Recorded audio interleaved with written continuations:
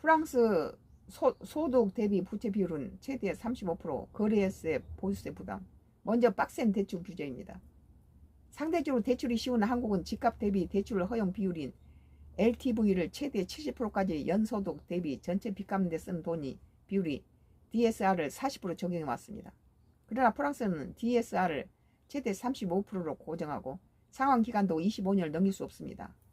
아파트를 무리해서 구입해서 한 뒤 세입자에게 바로 전세를 주고 은퇴 이후 넘어가는 40년 이상의 원금 상환 기간 통지세를 받는 한국과 상황이 다르다는 거예요.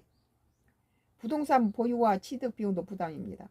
한국은 다주택자나 고가주택일수록 세금이 가파르게 늘어나지만 프랑스는 거래세와 보유세가 전체적으로 꾸준히 무겁습니다. 취득세 및 등록 비용은 전체 거래가의 평균 7 내지 12% 수준에 달해 초기 진입 비용이 많이 들고 보유세는 단일 재산세 형태입니다. 부동산에 대한 양도 차익도 부분 감면을 받으려면 최소 6년 이상 보유해야 합니다. 즉 부동산을 사고 팔 때 진입과 이탈 비용이 높아 쉽게 투자하기 어려운 구조입니다.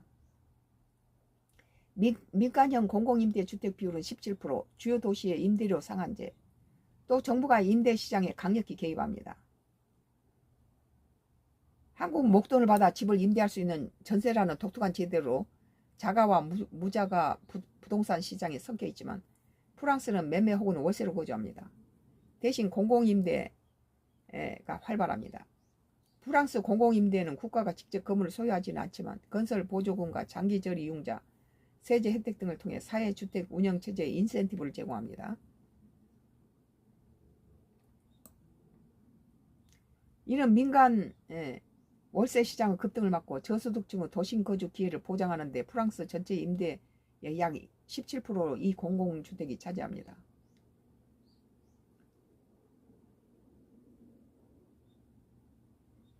프랑스 파리, 리옹 등 주요 도시 1000여 개를 긴장된 주택시장으로 지적하고 기준 임대료를 정해뒀습니다. 이 기준은 임대료 20%를 초과하는 월세는 불법으로 간주하고 위반 시 한국 돈으로 최대 1,500만 원 상당의 벌금을 부과합니다.